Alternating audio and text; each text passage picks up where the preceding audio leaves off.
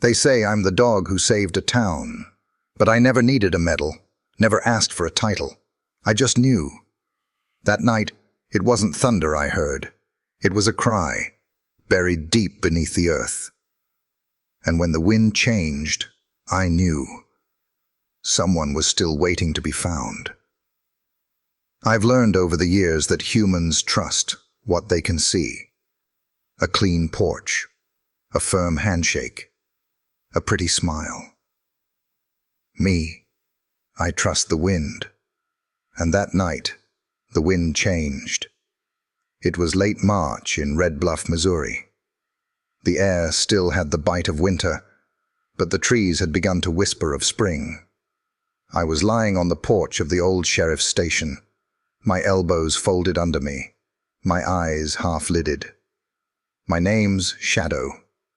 Used to be a K-9 tracker with the Army.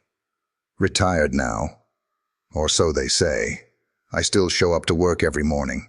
Some habits don't wash off. Deputy Marshal Ethan Cole, my partner, my human, my brother in the things we've seen, was inside, nursing a busted coffee maker and scrolling through reports that never meant much until they bled. He's been quieter lately, the kind of quiet that doesn't come from peace, but from too many ghosts knocking around his ribs. It was around 11:40 p.m. when the wind rattled the windows. Not the glass kind of rattle, but the low hum of something unsettled. Ethan mumbled, "Storm's rolling in," and got up to check the back door. But I already knew. That wasn't thunder. I stood, slow and stiff, joints grumbling like old wood, my ears perked, nose twitching. The scent wasn't just rain. It was something older. Damp earth, copper, fear, and something else. Grief, buried but breathing. Then came the knock, not on the door, but beneath it. A shuffle, a whisper of movement.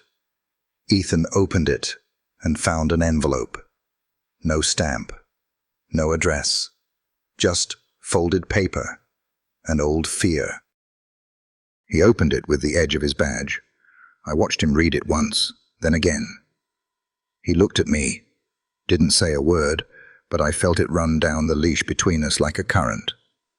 He placed the letter on the desk. 5 words, scrawled in a shaky hand. The children still cry, beneath her floor. Neither of us spoke for a long while. I padded back to the window, sat down, and tilted my head toward the trees. The night had changed. I could feel it in my ribs. Something was waiting, just beyond the line of porch light. And it wasn't done crying. Ethan paced behind me, restless. He's always trusted my nose more than paperwork. "What do you think, old man?" he asked, kneeling beside me, rubbing the spot behind my ear. I didn't move. My eyes were fixed on the horizon. At 2:07 a.m., I heard it again. Not thunder, a sound beneath sound, a wet sob, choked and distant, like a child trying not to cry. Ethan froze. "That's not the storm," he whispered. I stood up, walked to the door, and barked once. That bark wasn't for him. It was for whatever was out there. By sunrise, we were in the cruiser, heading down County Road 19, toward a place I hadn't set paw on before, but somehow already knew in my bones. Willow Creek House. The sign was worn but freshly painted. A wide wraparound porch, swinging bench, white columns. It looked like someone's idea of safe. I knew better. Ethan kept glancing at me in the rear view. "You're real quiet this morning," he said. I pressed my nose to the window. The breeze carried chickens, wet grass, cinnamon. But beneath it, I caught the trace again. Rust, sweat, and rope. We pulled up just as the morning fog was beginning to lift. A woman came out to greet us, hands clasped, apron clean, smile wide. She looked like every Sunday school teacher in the movies. Sweet voice, soft eyes. Said her name was Eleanor Riggs, though the kids called her Mama Ellie. She smelled like lavender. But her boots had fresh mud on them, even though the front path was dry. Ethan said we were here on a courtesy check, that the station had gotten an anonymous tip. She laughed, sweet but tight. Of course, of course. Always glad to see the law. The children are just having breakfast. She led us inside, humming a hymn. The kids were lined up at the table, hands folded, plates full, smiles like photographs, still rehearsed. Not one child moved unless told, not one spoke unless asked. Their eyes didn't reach their smiles, but I wasn't looking at the kids.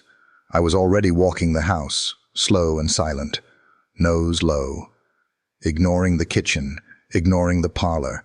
My Paws took me down the hall, past the pantry, to a side door she didn't mention. Wooden, locked, smelled like dust and hay and something far older. Then I reached the barn. The door was closed but not latched. I pressed my snout against it. Cold air slipped out through the crack, too cold for spring. I stepped back and let out a low growl. Ethan came behind me.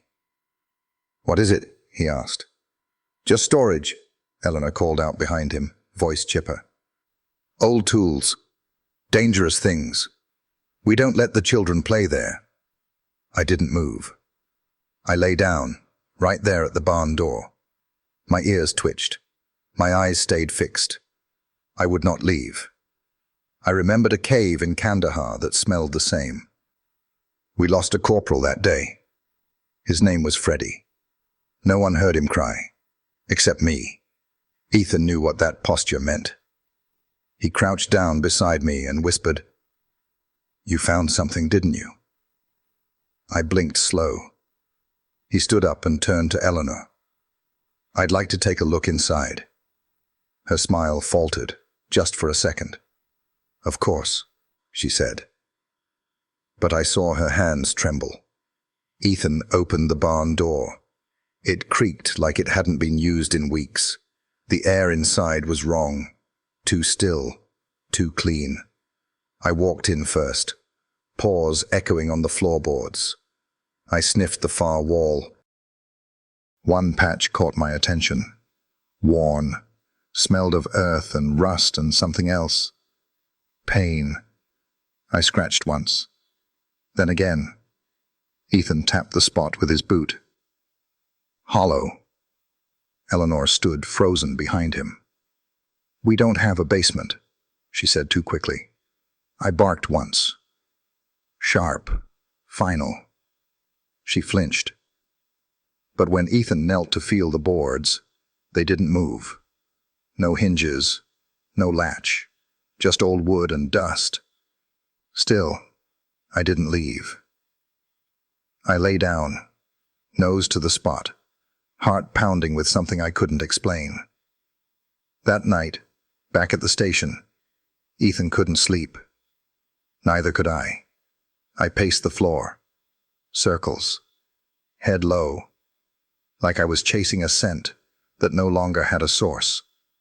At 2:13 a.m., I stopped at the window, sat down, barked once. And we heard it again. Not wind, not thunder, but a child, somewhere, trying not to cry. That's when I knew. I wasn't retired. Not yet. The next morning, we were back on the road before sunrise.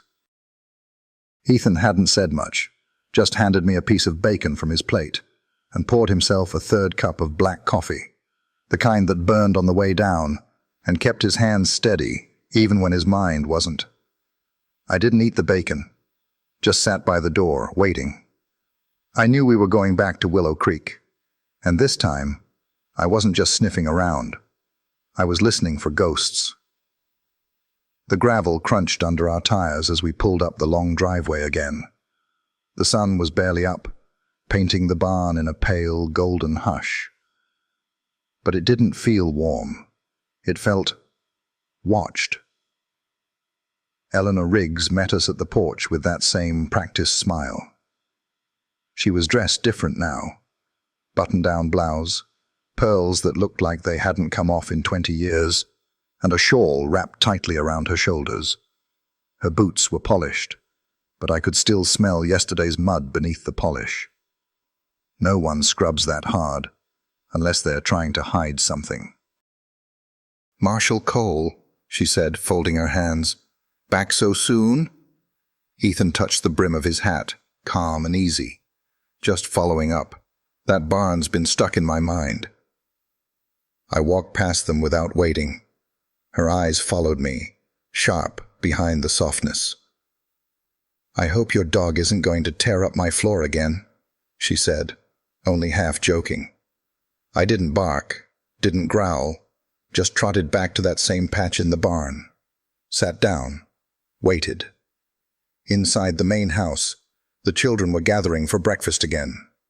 I could hear them, wooden chairs scraping, plates clinking, voices too quiet for children that age. Kids should laugh in the morning. These ones whispered, and always in the past tense. Ethan asked to see the place again. The barn, the living quarters. "Just for records," he said. Eleanor hesitated. "Of course." She led him through each room like a museum tour guide. Smiled as she pointed to rows of bunk beds, each tucked in tighter than a soldier's cot. The kids stood up when we entered. They always stood, like they were trained or taught to fear silence more than punishment. One boy, small, red-headed, freckles like spattered paint, looked at me, just for a second. His lip trembled, and then he forced a smile. I felt it. That flicker behind his eyes. The kind of look I saw on soldiers just before they broke down behind the mess tent. Ethan asked about the records. How long she'd been running the home. Who funded her. She had answers, all tidy, all rehearsed. She was part of a charity called Hope's Lantern. Said they helped children without family. Said she'd personally overseen over 60 adoptions in the past decade. Said she did it for love. And maybe she believed that. Or maybe she thought if she said it often enough, it'd sound true. Outside, I wandered toward the side of the barn again. I couldn't let it go. That scent, that feeling like someone was still down there, still holding their breath. Then I heard the whistle, faint, distant, a train passing through the hills just east of Red Bluff, and I remembered Lena, the note in Ethan's pocket. They come when the train whistles. I barked, once, sharp, not loud, but Ethan turned instantly. We'd served together too long for him to miss that sound. He stepped toward me. "Find something, Shadow?" I stood and pawed the dirt near the barn wall. Just once. Eleanor's voice came sharp behind us. "He's really quite obsessed with that old spot, isn't he?" Ethan didn't respond. "I told you," she continued, voice too light. "It's just old tools and nails. Dangerous stuff, not for children." "But you said there wasn't a basement," Ethan said. "Last night, when we were here." She blinked. "Did I?" "Well, maybe I meant there's no usable one. It's just old support beams. Nothing down there." My ears twitched. The wind had shifted again. The same scent. That same sorrow. Ethan stepped closer to the boards. Knocked them again. Still hollow. But no latch. No handle. Whoever built it made sure no one stumbled on it by accident. He turned to her, slowly. "Mind if we check again?" Her smile froze, just for a heartbeat. "Of course," she said, but I saw it. In her eyes, a shadow of something that had teeth. That night, We sat in the office long past closing. Ethan had the letter pinned to the corkboard above his desk. Next to it, the folded note from Lena. He hadn't said much since we got back. I paced. Couldn't rest. My paws clicked across the tile floor in steady rhythm. 1, 2, 3. Turn. 1, 2, 3. Turn.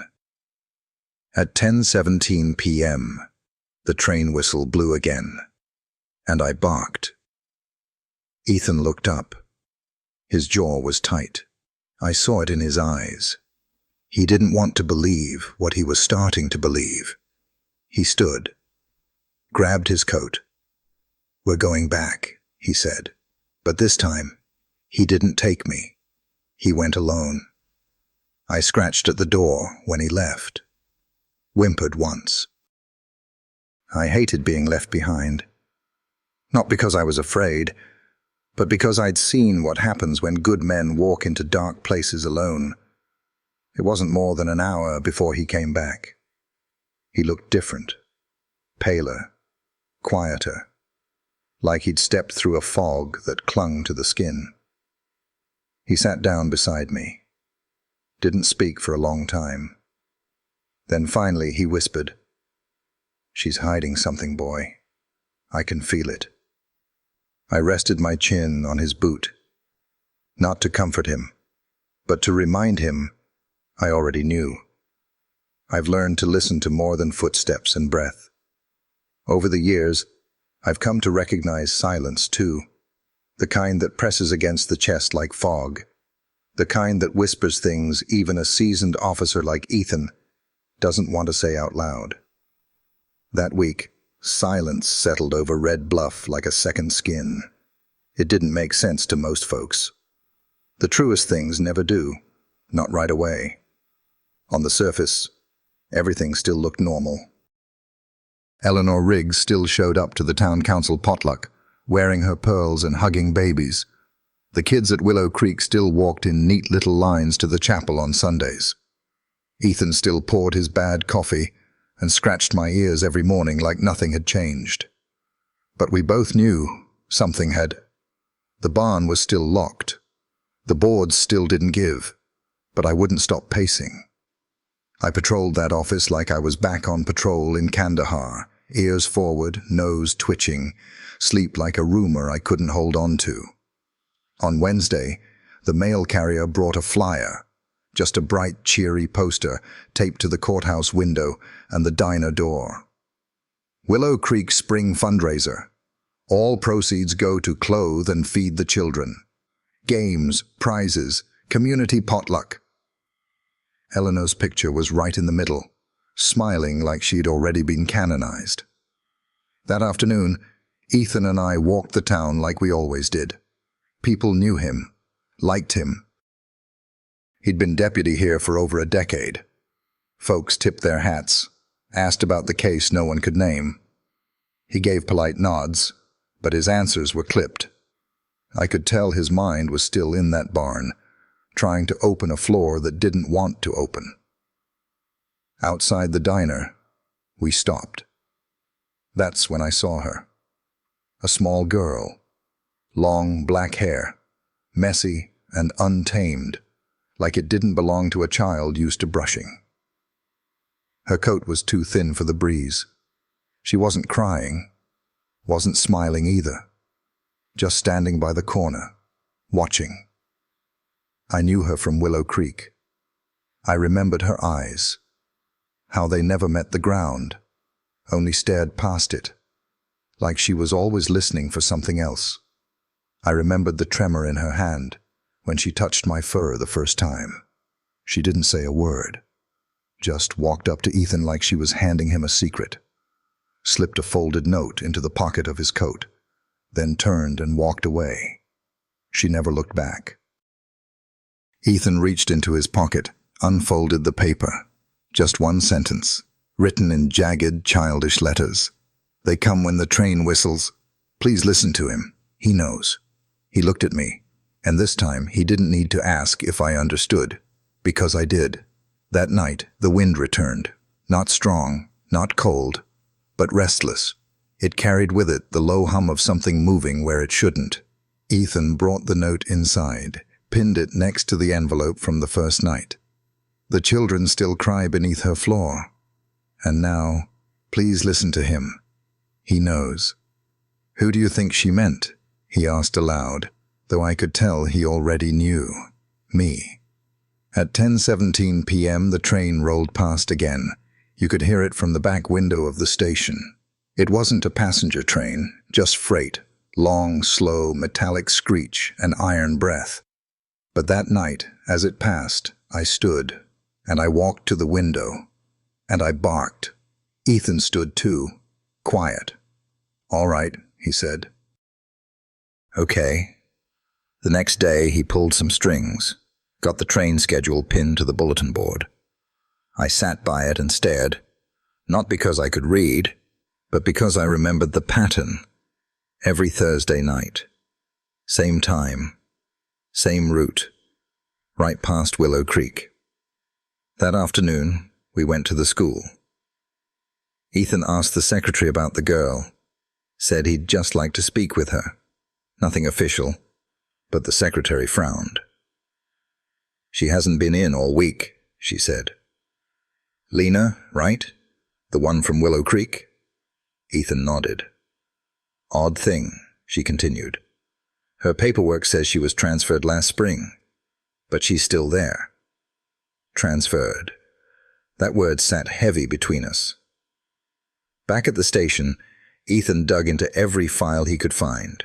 Adoption records, transfer logs, social service audits, and every paper led nowhere. Families that didn't exist, phone numbers disconnected, addresses that were mailboxes at gas stations. "I'm not crazy, right?" he asked me as I lay at his feet. I licked his boot once. He smiled, but it didn't reach his eyes. That evening, he called the county judge, requested an inspection order, said it was a formality, said he had a hunch. The judge trusted him, signed it. We drove back to Willow Creek just after sunset. Ethan didn't wear his hat this time, didn't knock with pleasantries. Eleanor met us at the gate with a smile that faltered when she saw the paper in his hand. "I wasn't expecting company tonight," she said, trying to chuckle. "Not company," Ethan said. "This is official." She looked at the paper like it was written in another language. Didn't blink, just turned and said, "Very well. Let's get it over with." I stayed by his side the whole time. As he walked through the rooms, ticking them off one by one, bedrooms, bathrooms, kitchen, then the cellar. Funny thing about memory. Just 2 nights ago, she'd said there wasn't one. Now, there it was. Old, dusty, filled with broken chairs and cobwebs like a stage set. "Storage," she said. Ethan nodded, said nothing. Then he asked to see the barn again. She hesitated. "Just a second," she said. That second was too long. When we entered the barn, I ran, straight to the patch of floor I'd found before. I barked once, then twice, then 3 times. Sharp. Certain. Ethan pulled a crowbar from behind a beam, jammed it under the edge of the board. It groaned, snapped upward. Beneath it, buried under straw and age, was a rusted iron ring. He looked at her. She didn't smile anymore. I growled, low and steady. Ethan reached down, gripped the ring. It lifted. The door creaked open, like it didn't want to be known, like it had been trying to stay forgotten, and below it was nothing but black, no sound, no light, just the smell, thick, wet, like rot and tears, and the years they'd been hiding. I stepped forward. I didn't bark. Not this time. Because what I felt wasn't warning. It was mourning. I'd followed pain before. On the battlefield, it smelled like burned earth and adrenaline. In hospitals, it clung to bleach and quiet beeping. But this was different. The pain down there didn't scream. It didn't beg. It waited. When the trapdoor opened, The scent hit us first. Mold, old wood, and something else. Something metallic, thick in the air, like rusted sorrow. I stepped closer, nose twitching. Ethan held his flashlight tight, beam cutting into the dark. "There's stairs," he said, voice low. Eleanor didn't move. She stood behind us, hands folded like she was at a funeral. Her face had gone slack, drained of performance. No more smiles. Ethan turned to her. "Stay here." She didn't argue. He looked at me. "You ready, boy?" I was already at the edge, ears forward. We descended slowly. Each wooden step creaked like it hadn't carried weight in years. Dust danced through the beam of his flashlight, thick as smoke. The walls down there were stone, old, rough cut, maybe from when the place was still a plantation. The ceiling was low enough that Ethan had to duck. I kept close to his side, our footsteps the only sound, each one landing with the weight of knowing. At the bottom, the floor turned to packed dirt. The air changed, denser, still. There wasn't much space. A small square room. No windows. No light but ours. A single chair stood bolted to the ground in the center. Its arms were worn smooth. Metal rings hung from the wall. Iron. Old. Heavy with memory. Some still had straps dangling from them. Chains. I padded closer. Sniffed the floor. Dried blood. Old. But still there. Embedded in the ground like a secret that wouldn't fade. I followed the scent to the far wall. Raised my snout. Barked once. Ethan swept his light. A smear of red. Faint, but undeniable. He didn't speak.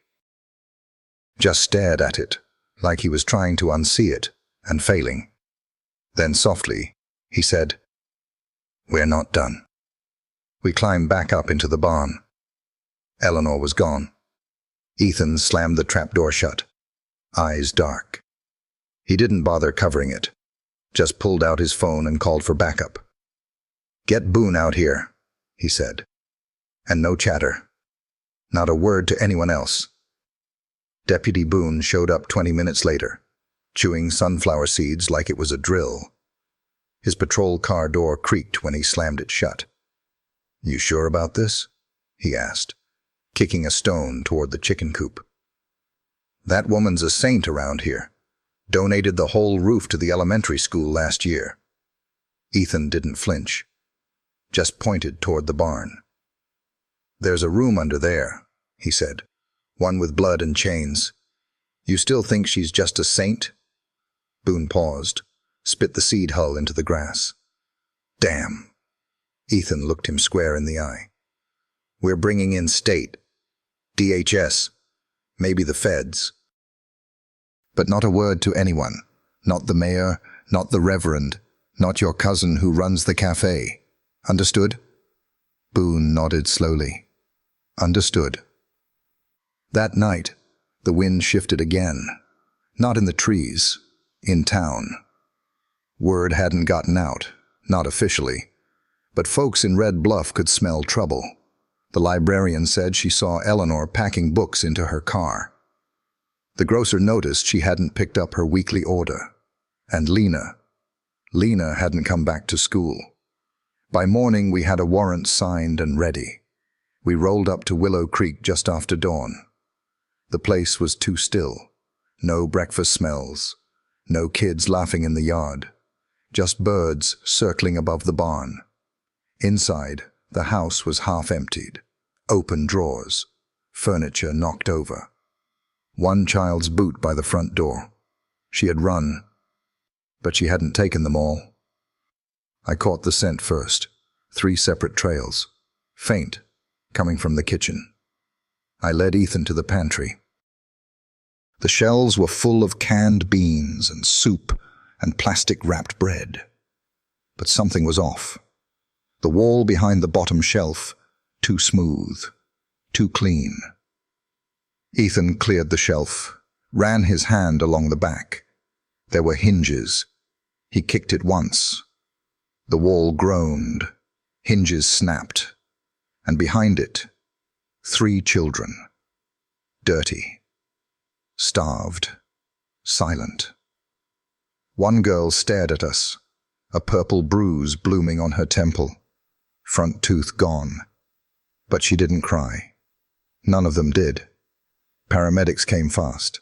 So did social services, the local doctor, even the town pastor. His eyes hollow, voice shaking as he whispered, "I baptized 2 of them myself." But I wasn't done. Not even close. Back at the barn, I led Ethan to another spot, behind the feed trough. The scent there was older, fainter, but it was still human. He pulled at the floorboards, Boone beside him, grunting through each nail. Underneath was another layer of dirt, hard-packed. We started digging. 10 minutes later, we hit wood. Another door. This one sealed with iron nails, thick and angry. It took them half an hour to pry it open. Below, a tunnel stretched out like a buried artery. Narrow, damp, silent. We went in first. Me, then Ethan. Flashlights sweeping the dark. And along that tunnel, we found them. 7 more children. Alive, barely. Some couldn't walk. One couldn't open his eyes. They didn't flinch when we came close. Just blinked, one by one, like waking up from a nightmare. I walked to the smallest boy and nudged his cheek. He didn't speak, but he reached out, slow, weak, and gripped my ear like it was the only real thing he'd ever held. Ethan crouched beside us, voice cracking. "We got you now. You're safe." He looked at me. We got them. And for the first time in a long time, I felt it too. We had... They say evil wears a mask. But I've seen too much to believe that. Evil doesn't bother with disguises. It smiles straight at you, hands you a plate of warm biscuits, and calls itself Mama. They caught Eleanor Riggs in a motel off Route 50, 2 towns over. She'd registered under the name Marie Thomas. Paid cash. No ID, no luggage. Just a duffel bag, half-empty bottle of sleep pills, and a Bible so worn it looked like it had teeth marks. I didn't go with them when they brought her back. Ethan did. Said there was no need for me to be there when she got cuffed. Said he didn't want me to have to look at her again. He was wrong, because I needed to. They walked her through the back door of the station in the early hours of the morning. No media yet, just gray light, cold coffee, and the kind of stillness that only happens when a town is about to wake up into something it can't unsee. She didn't look scared, just tired. When she saw me in the hallway, lying beside Ethan's desk, she paused. Her eyes met mine, and for a moment, something flickered. Recognition, maybe, or regret. "I always knew you were watching," she whispered. I didn't blink. The interrogation room was bare. 1 chair for her, 1 for Agent Cortez. A recorder, a pitcher of water. No drama. Just truth, or what little we could bleed out of her. I waited outside the room, but I could hear every word. The walls in that place were old, and I had ears for things like tone and breath and the tremble in a lie. Cortez leaned in. "You have 1 chance. No deals, no bargaining, just the truth." Eleanor exhaled, a long, worn-out sound. I always thought I'd die before anyone figured it out. "How long?" Cortez asked. Eleanor's voice was quiet. 31 years. Ethan, standing behind the glass, closed his eyes. I moved closer to his leg. Why? Cortez asked. Eleanor gave a soft laugh. Not cruel, not broken, just empty. Because no one ever looks where the ground is soft. They booked her, read her charges, endangerment, trafficking, fraud, conspiracy, abuse. She didn't flinch, but something in the room changed the moment Cortez added the word children. That one landed. News spread fast. It always does when silence shatters. By noon, a crowd had gathered outside the station. Not a protest, not a riot, just townsfolk, parents, teachers, janitors, bus drivers, standing together, waiting, listening. Some brought photos. Some brought questions. Some brought casseroles like grief could be fed away. Ethan stood on the front steps and spoke with a voice I'd only heard once before, when he read the names of our fallen unit back in the desert. Eleanor Riggs has been taken into federal custody, he said. She is being charged with crimes against children. This investigation is ongoing, but I can promise you this. He looked toward the barn, just barely visible beyond the trees. This town will never look away again. That night, after most of the lights were out, and the station was quiet, except for the hum of vending machines and the ticking clock above the copy machine, a girl came in. Lena. She wore an oversized sweatshirt and held a crumpled piece of paper in her fist. One of the social workers walked her in, said she couldn't sleep, said she wanted to draw. They let her sit at the break room table, gave her crayons and silence.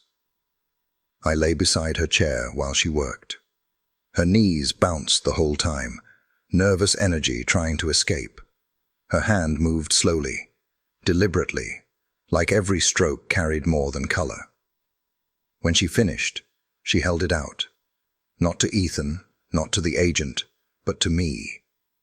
It was a drawing, a barn, a trapdoor, and a child climbing up toward the light, one hand reaching, the other holding the paw of a dog. In the corner, a small paw print. Mine, maybe. Or the idea of me. She tapped it twice and smiled. Then she whispered something I will never forget. You heard me. I rested my head on her foot. Because she was right. A few days later, federal agents brought more files, names, papers, false adoption documents. They called it a network. Said it stretched across state lines, maybe across borders, clinics, homes, charities with names like Sunshine Grace and New Start. All connected, all lies. The first name on the wall was Lena's. Underneath it, Ethan wrote one word in bold marker. Survivor. The news trucks came the next day.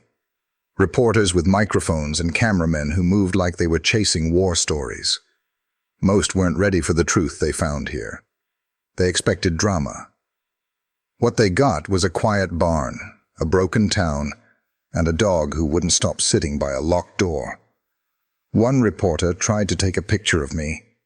I turned away. I wasn't there for cameras. I was still listening. There are places where the air forgets how to breathe. Places where time gets thick, slow, and ugly. I've been in caves where men never came back out. I've smelled blood soaked into rock, heard the silence after a last heartbeat. But nothing prepared me for what lay beneath that barn. The federal agents came at dawn. 3 black SUVs, 2 vans, and more boots than that porch had ever seen. Agent Cortez led the way, her eyes sharper than most humans I'd met. She didn't flinch when Ethan showed her the trap door. She didn't speak when she stepped down into the dark. She just nodded once, like her bones already knew what waited. I went first. My paws barely made a sound on the stairs. Behind me, Ethan moved slowly, sweeping his flashlight across every inch. Cortez followed close, her team behind her with cameras, bags, evidence tags. We found the room again, the chair, the chains, the smell of rot under dirt. But something else called to me. It was faint. A scent I barely recognized, not because it was weak, but because it was buried deep, under the dirt, beneath the stone. I pawed the far wall, hard. Ethan crouched beside me. "What is it, boy?" I scratched again. The wall sounded different there, hollow but tight, like someone had tried to seal a whisper behind concrete. Cortez ran her fingers along the stones. "This wall's not original." One of the agents brought a crowbar, another a chisel. They started pulling it apart, piece by piece. Dust filled the air like ash from a fire. Then the stones gave. Behind them was another space. A tunnel. Long. Narrow. Dirt floor. Just wide enough for a man to crawl. The air that came out was colder than it had any right to be. Cortez turned to Ethan. "You want to go in?" He didn't answer. He looked at me. I stepped forward. We crawled for what felt like forever. The tunnel twisted, sloped down, curved like something alive. The walls were packed earth and old stone, cobwebs stretched like curtains of grief. And then we saw them. Children. 7 of them. Alive. Barely. They were huddled together in the hollow at the end of the tunnel. No blankets, no food, just skin, bones, and silence. One girl lifted her head when we arrived. Her eyes didn't register surprise, just exhaustion, like she'd been waiting for this moment too long to believe it was real. Cortez radioed for medics. Her voice cracked halfway through the sentence. I walked to the smallest boy.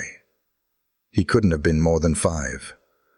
His fingers trembled as he reached out and touched my ear, just like Lena had done days ago.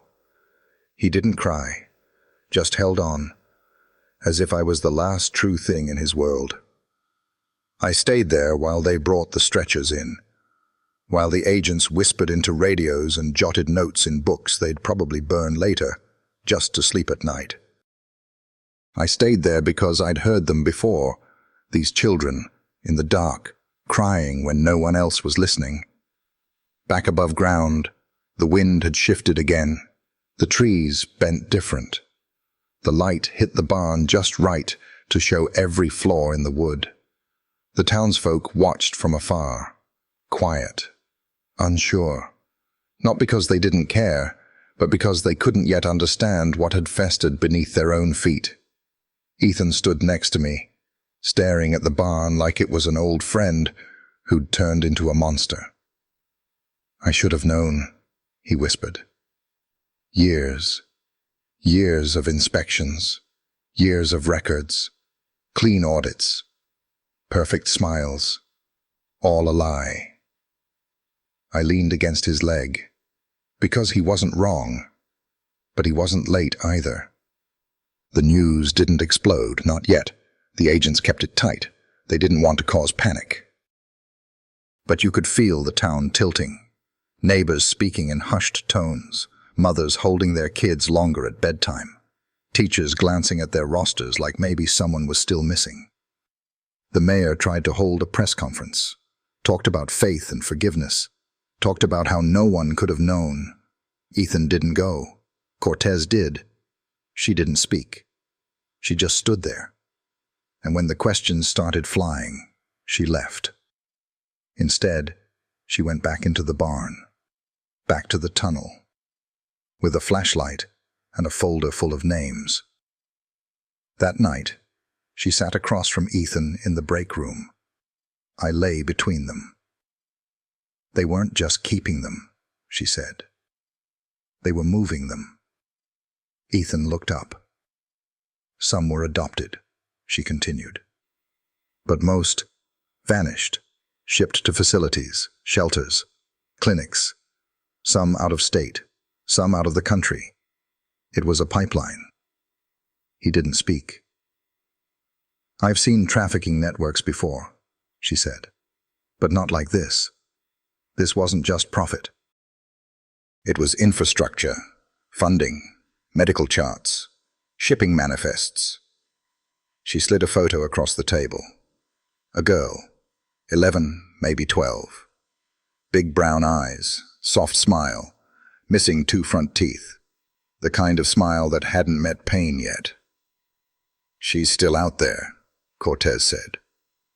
"We think she was supposed to be transferred last Thursday. Something stopped it." Ethan looked at me. "You stopped it," he said. I didn't wag my tail. There wasn't joy in it, only the weight of knowing we were far from done. Later that night, I went back to the barn. Ethan didn't follow. I think he knew I needed it. The trap door was still open. The wind had blown dust across the boards. The moon was high, casting silver across the broken floor. I lay down at the edge of that hole and listened, not for the cries, they were quiet now, but for the ones still waiting to be heard. There's a kind of tired that doesn't sleep off. The kind that settles in your chest like dust in an old barn rafter. That's the kind of tired Ethan carried after the tunnels. And truth be told, it was the kind I carried too. We had found 10 children in that place, 10 lives pulled out from beneath the rot, 10 reasons to breathe a little deeper. But when I looked at Ethan that morning, his shoulders slumped as he poured stale coffee into a chipped mug. I knew what he was thinking. The others. The ones we hadn't found. The ones still out there. Ethan stood by the corkboard where their names were now pinned. Scraps of information the agents had pieced together. Fragments from records that had no business existing. Lena's name was at the top, circled in red marker. Beneath hers were 7 others, then 10, then more. Cortez came in just past 8, carrying a folder so thick it had to be tied with string. She didn't even sit down. "We've got a name," she said, placing the file on the desk. "Dr. Wendell Harrow, local. A practicing physician for over 30 years. Runs the Freewell Community Clinic." Ethan leaned back. "I've met him. He patched up Boone's nephew after a hunting accident last fall." "Yeah," she said. "He's patched up a lot of things." She opened the file. Inside were photographs. Not the kind you show families. Medical scans, blood panels, journals, pages and pages of children's names, ages, weights, tolerances, doses. "Jesus," Ethan whispered. I didn't look at the photos. I didn't need to. The smell of that file alone told me enough. Chemical.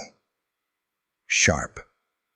Like the labs we raided overseas, where the pain didn't always come from bullets. Cortez continued. "He's connected to the same network as Riggs. Funded one of her nonprofits. Donated heavily to child wellness initiatives." "Which ones?" Ethan asked. She looked up. "The ones that never listed their addresses." Ethan stood. "We're going." She nodded. "Already got a warrant." Quiet entry. The clinic was on the edge of town, tucked between a hardware store and a laundromat. Looked innocent enough. White siding, a little sign with a stethoscope and a heart. I'd passed it dozens of times on our patrols. Never thought twice. That was the point. We entered through the front. Ethan showed the badge. Cortez carried the warrant. The nurse at the desk, a thin woman with kind eyes, went pale. Said Dr. Harrow wasn't in yet. Lied. He was there. The scent of sweat and plastic gloves was fresh. I could still smell the morning coffee on his breath, tucked behind the vent of his office. I bolted before they called for me. Down the hall, past the exam rooms, to the back office. Locked. I growled. Ethan arrived seconds later, kicked the door in. Harrow was gone, but the air was wrong. Too cold, too clean. There was a vent beneath the desk, slightly ajar. Ethan knelt. A note was taped to the inside. Some knowledge requires sacrifice. Don't come looking. Cortez found the hidden panel in the floor 10 minutes later. Inside were dozens of files. Not electronic, not digital. Handwritten, names, photos, notes. Subject: L.A. Age 12. Vocal resistant. Believed to be leader among group. Transfer delayed pending buyer instructions. Ethan's jaw clenched. L.A. Lena Aguilar. I growled low in my throat. We were too late. The room filled with agents, voices raised, radios crackling, Cortez shouting for perimeter teams. But I didn't wait. I was already moving. Through the back of the clinic, out into the woods, my nose low, my body tight. I picked up his scent, faint but there, sweat, pine, the bitter oil of latex gloves. Ethan and 2 agents followed. We ran half a mile through the woods before we saw it. An old shed, sunken into the earth, covered with brush like a forgotten memory. I barked once. They opened the door. Inside was a girl, tied, gagged, eyes wide and wet with recognition. Lena. Ethan lifted her into his arms like she weighed nothing. She clung to him, and then to me. Her arms wrapped around my neck, and for the first time, I felt her breathe again. Back at the clinic, Harrow was gone, but his files weren't. They told stories the world wasn't ready to hear. Stories of surgeries, injections, resistance protocols. One entry was dated just 3 days earlier. Subject scheduled for extraction via rail line, Thursday night, 22:15. The train. Cortez looked at Ethan. We were right. Ethan nodded, hollow, but just in time. That night, I lay beside Lena's cot in the hospital. Her pulse was steady, her breath calm.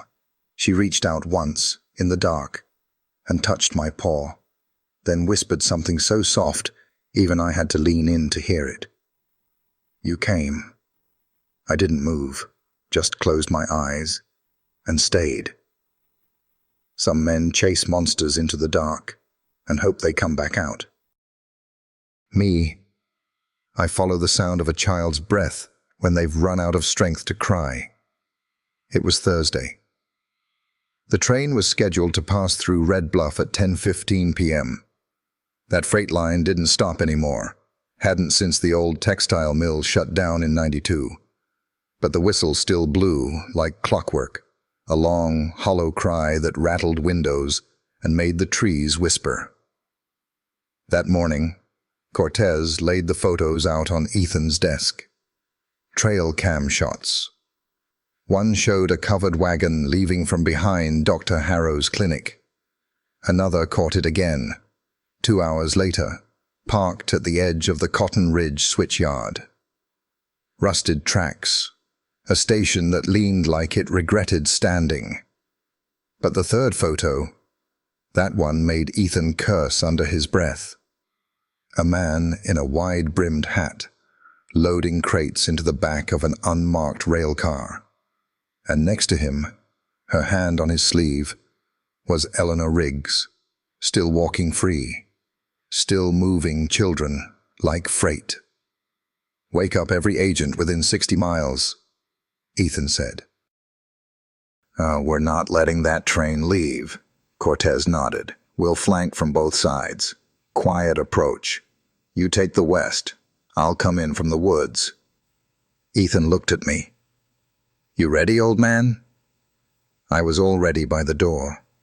The switchyard was quiet when we arrived. Too quiet. Not abandoned quiet. Hiding quiet. Cicadas had gone still. Even the wind had lost its nerve. We crept in slow. Ethan crouched low beside the last boxcar, radio whispering in his ear.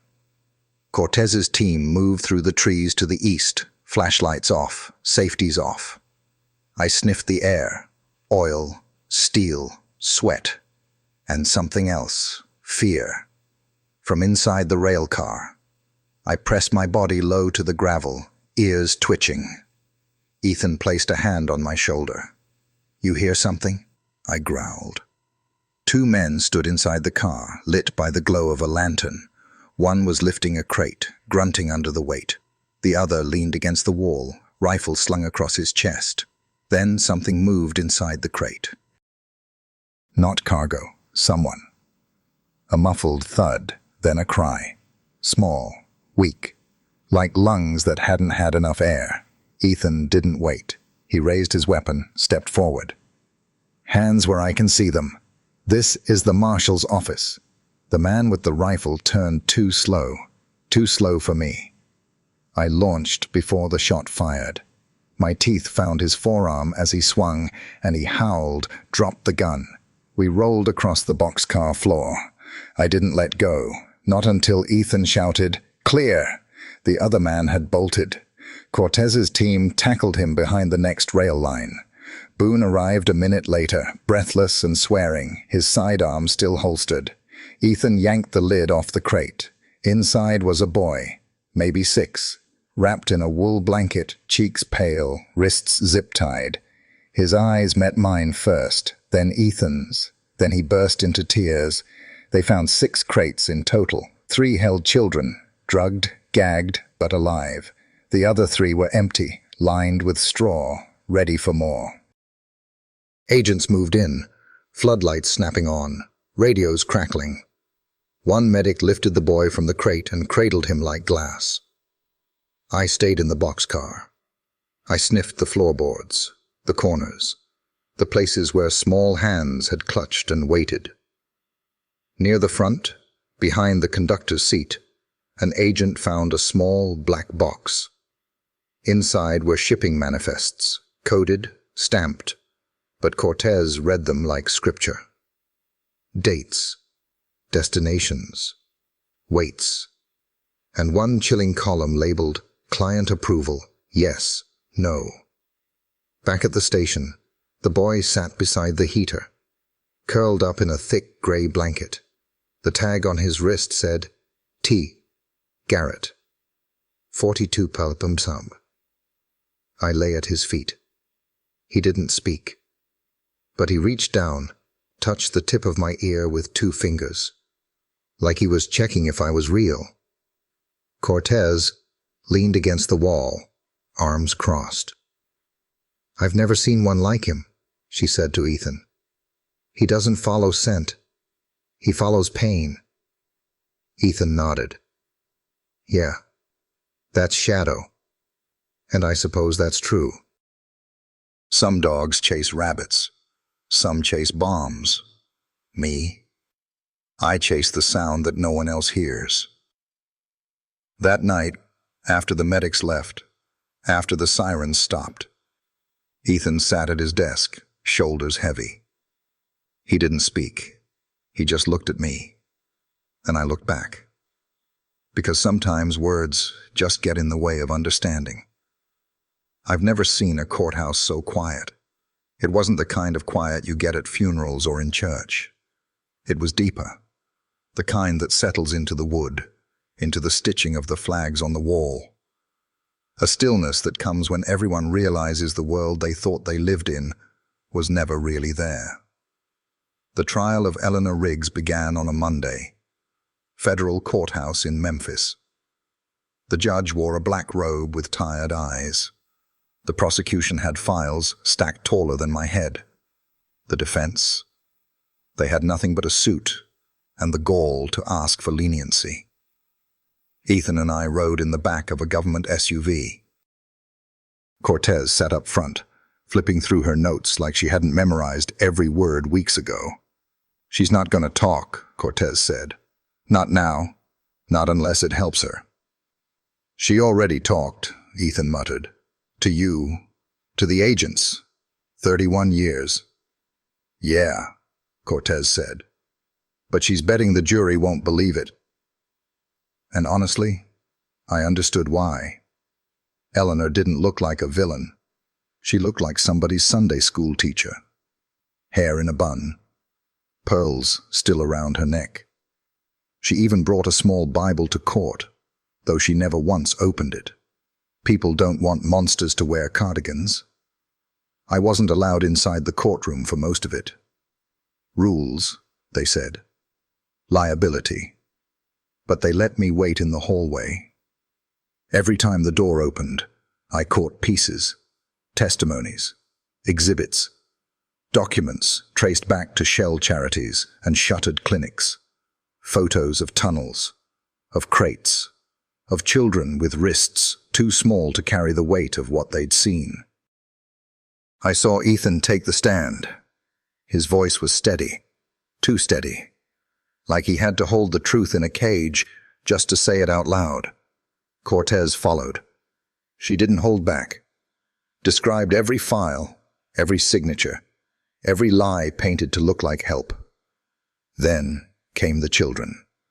2 of them were old enough to speak. Barely. One boy told the court he used to count train whistles to guess if someone else would be taken next. A girl said she learned not to cry because the crying ones got moved faster. The room grew heavier with every word. And then Lena walked in. I heard the gasp before I saw her. The door opened, and there she was, navy blue dress, hair brushed, a small stuffed dog in her hands. Her shoes didn't make a sound on the tile floor. She didn't look at Eleanor. She looked straight at the judge. "My name is Lena Aguilar," she said, "and I remember everything." The room didn't breathe. She spoke softly, clearly, like she'd practiced the words 1,000 times in her head before ever saying them out loud. "I remember the nights underground. I remember the gloves, the flashlights, the voice above the door." She'd say, "Good children stay quiet." I was quiet. I thought that meant I was good. Eleanor didn't flinch. Lena continued. "There was a dog. He wasn't supposed to come, but he did. And I knew, because he stopped walking when he heard us." Her voice cracked, but she didn't cry. "He didn't need us to scream. He heard us anyway." The judge looked like he'd swallowed glass. The jury sat still as stone. And me? I was just outside, lying on the hallway floor, ears pressed to the seam beneath the door. I didn't need to see it to know the world had shifted. The verdict came 6 hours later. Guilty. All 28 counts. Sentencing would come later, once other states filed charges. But for us, it was enough for now. As they led Eleanor away, she turned toward Ethan. "You were always too curious," she said. He didn't answer, but I did. One bark, sharp, final. Back in Red Bluff, the barn was sealed, yellow tape, boards across the windows. But people still came. Some left flowers. Others left drawings. One little girl left a tennis ball. It sat by the door for 3 days before the wind finally rolled it off the porch. Ethan didn't talk much after the trial. He still came into the station, still poured bad coffee. But I noticed how he paused now, before reading a report, before opening a drawer, like he was expecting something else to fall out. Guilt doesn't leave fast. even when you do everything right. But Lena came by once a week. She didn't say much, just sat under the tree out front, that old oak whose roots had started curling toward the barn. She'd bring a book, read out loud, sometimes to me, sometimes just to herself. She told Cortez once, "I like it better when Shadow listens. He doesn't ask questions. He already knows. And maybe I do, because listening isn't just ears, it's presence. And sometimes presence is the only thing loud enough to drown out a memory." The barn's gone now. They tore it down 2 weeks after the trial. Hauled off the wood in long flatbed trucks that creaked like they didn't want the job. The town voted on it, unanimous. Even the pastor, who'd once preached beside Eleanor on Sundays, said, "Let it fall. Let the roots breathe again." I didn't watch them pull it down, but I was there when they marked the ground. It was early spring, cold enough in the mornings to sting the paws, warm enough by noon to make you think winter might be giving up. I lay near the fence line, where the tall grass met the gravel drive. The air still remembered what happened there. So did I. Ethan stood beside the surveyor as he drove stakes into the dirt. The man didn't talk much, just measured, marked, and nodded. Cortez was there too, holding a set of plans in a folder that had seen rain and coffee stains and maybe tears. They called it a community garden, said it would grow wildflowers and vegetables, herbs, maybe a bench or two, a place to heal. But I knew better. This wasn't about growing things. This was about remembering. At the center of the garden, they placed a sculpture. A boy, carved in bronze, reaching upward, his hand outstretched to the light. His other hand gripped something small, a paw. My paw, they said, or the memory of it. It wasn't fancy. No plaque full of grand words, just a small cast beneath the statue with names. 31 of them. First names only. Children found beneath the barn, along the rail lines, hidden in crates. Ones who lived, ones who didn't, and one more. Shadow, hero without a voice. I didn't know what to do with that. Still don't. But I walk the garden every morning, nose low, ears twitching, heart a little heavier in the chest. One morning, I found Lena sitting on the edge of the raised bed, pulling weeds like they owed her something. She was older now, just enough that her face had started to hold shadows. "You come here a lot," Ethan said gently, hands in his jacket pockets. She shrugged. "It's quiet here." He nodded. She looked at me, then back at him. "Is he retired?" Ethan smiled faintly.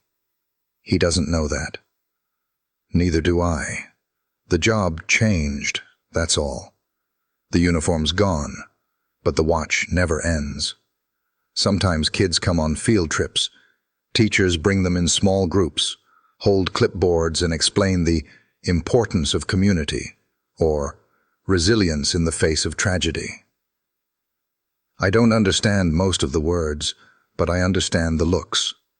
The way some kids stare at the statue too long. The way others leave drawings tucked under the edge, stick figures, crayon suns, sometimes a picture of a brown dog with a badge. One girl left a tennis ball. I picked it up, carried it 3 feet, put it back. Seemed like the right thing to do. There's a man who comes by every Sunday. Gray beard, walks with a cane, smells like pipe tobacco and leather. He doesn't speak, just sits on the bench, staring at the bronze boy's face. One time, he whispered, "My grandson was supposed to be here." He cried after that. I lay beside him till the sun went down. "Cortez, transferred after the trial, assigned to some federal task force that tracks similar networks. She still writes, sends Ethan case files, tips, updates. Sometimes I smell ink and coffee when he opens the envelopes, like she's still in the room with us. One letter came with a check, $25,000, anonymous donor. The note inside read, "For the one who listened first, some of us were saved too." Ethan framed it, hung it beside my old harness. He doesn't wear his badge as often now. Spends more time fixing fences, checking in on families that used to be strangers. But when the phone rings late, he still grabs his keys without blinking. And I still follow, because some instincts don't retire. One morning, a boy tugged at his mother's sleeve beside the garden gate. "Was he really a police dog?" he asked, pointing to me. His mom smiled. "More than that." The boy tilted his head. "Did he ever save anyone?" She looked down at me. I looked back, and in that quiet, gentle morning, where the dew still clung to the grass and the sun hadn't yet burned the chill away, she said, "He saved the ones who couldn't ask to be saved." They gave me a medal. It came in a blue velvet box, nestled between felt and formality. The words engraved on the back read, "Deputy First Class, K9 Shadow, for unwavering service to the children of Red Bluff." They said it was the highest honor a non-human officer could receive. But I didn't know what to do with it. It smelled like new metal and old pride. I sniffed it once and turned away. Ethan chuckled and set it on the shelf beside the dented thermos he'd carried through the tunnels. "They'll be expecting us in D.C., he said, rubbing the back of his neck. "Big event, cameras, Secretary of Defense, whole thing." I tilted my head. He looked down at me. "You'd hate it." He wasn't wrong, but we went. The plane ride was loud, cold, and full of strange smells. I stayed close to Ethan the whole time, pressed against his boots, ears pinned. When we landed, people clapped as we walked off the jet. For a moment, I thought maybe they mistook us for someone else. The ceremony was in a hall so big, it echoed before anyone spoke. Polished floors, flags on every wall, rows of chairs filled with uniforms and medals that gleamed like tiny suns. They gave Ethan a speech to read. He folded it in half, put it in his pocket. When he stepped to the microphone, his voice was calm, low. "This dog," he said, resting a hand on my back, "was never trained to find children. He was never trained to crawl through tunnels or sniff out pain. He was trained to track bombs, people, targets." He paused, but he did more than that. He followed something most of us couldn't even name. Fear, sorrow, the sound of quiet that was too quiet. The room didn't move. We tell officers to follow evidence. This one followed silence, and he never got it wrong. They stood and clapped. I didn't understand why. Not really. All I'd done was listen. Back in Red Bluff, they held a celebration in the high school gymnasium. "The day we thank the dog who saved us." That's what the banner said. There were cupcakes, speeches, even a local band that played a marching tune I remembered from my army days. Kids held up signs. "Thank you, Shadow." One little boy in a red hoodie drew a picture of me with wings. Ethan kept it, tacked it to the wall beside the garden map. I sat on stage beside him the whole time, my tail thumping now and then, but mostly just watching. I don't mind people, but crowds make my heart beat different. Too much noise, too many smells layered over each other like a deck of shuffled grief. After the music ended, after the mayor said his lines and Cortez gave a quiet nod from the back row, Ethan leaned down and whispered in my ear, "You don't need a parade, do you?" "No, I don't. I need them safe." That was always enough. Boone was promoted after the trial. Chief deputy now. He runs day to day at the station, still drops by with beef jerky in his coat pocket, still calls me general like we're in the same war. Cortez got reassigned, some big operation targeting shell charities posing as rescue missions. She sent us a postcard once from Baton Rouge. Still listening, it said. Still following. And Lena, well, Lena changed. She didn't stop visiting the garden, but now she brought friends, other kids who'd been through something they couldn't name yet. They'd sit under the tree with her, sharing juice boxes and drawing pictures in silence. She had a dog now, too, golden retriever, named it Echo. Because he always comes back when I call, she told Ethan with a grin that didn't quite reach her eyes, but it was getting there. Sometimes I see her walking with Echo down Main Street, their steps in sync. She never leashes him, doesn't need to. Trust runs deeper than rope. I guess that's what I've always known. Trust isn't in the badge or the rank or the ceremony. It's in the quiet, the way a child reaches for you in the dark, the way they fall asleep knowing you're still standing guard. There's a shelter now on the edge of town, built with grant money and hands that still shake when they think about what used to be. They named it the Shadow Center for Healing and Rescue. Ethan didn't tell me until after the sign went up. He walked me out there one morning, leash dangling loose in his hand. The building smelled new. Fresh paint, pine wood, hope. A group of kids stood outside holding balloons. One girl had a scar down her cheek and eyes that sparkled like spring thunder.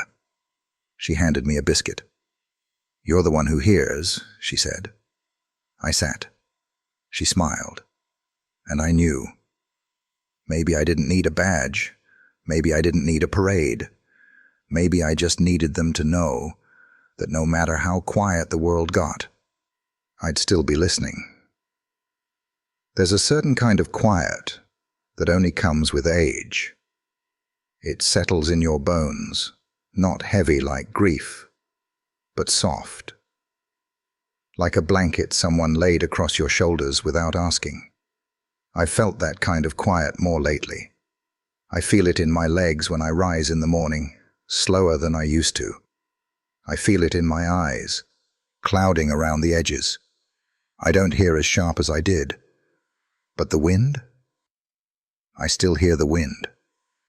And when it changes, I still listen. 6 months have passed since they tore the barn down. The garden blooms now, wild and unpolished, like it doesn't want to forget where it grew from. Marigolds, sweet basil, vines that twist around the fence posts like they're holding on to something sacred. I walk its edge every morning, not because anyone tells me to, but because I remember what it sounded like when the ground beneath that place wept.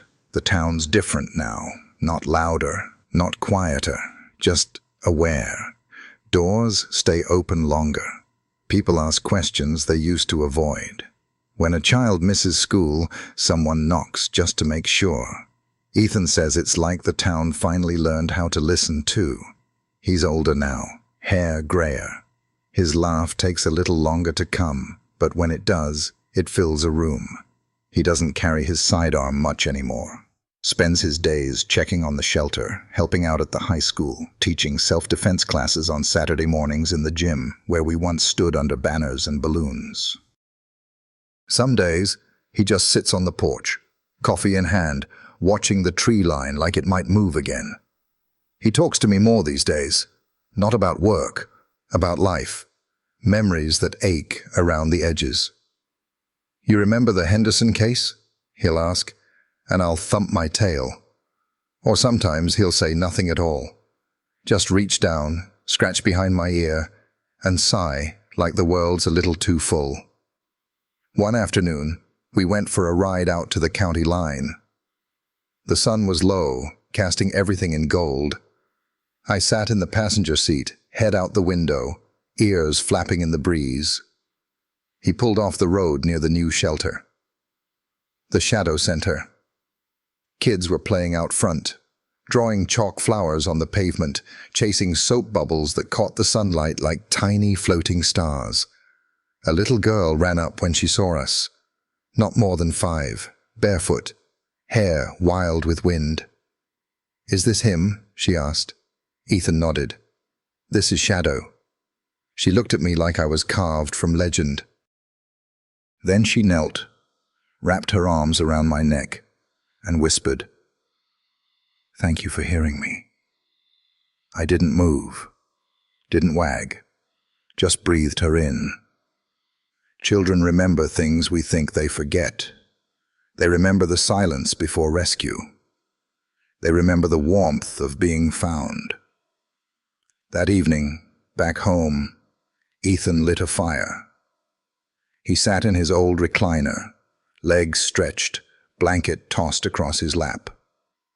I lay beside him, chin resting on his boot. The wind rustled through the screen door. He looked down at me. "Storm's comin'," he murmured.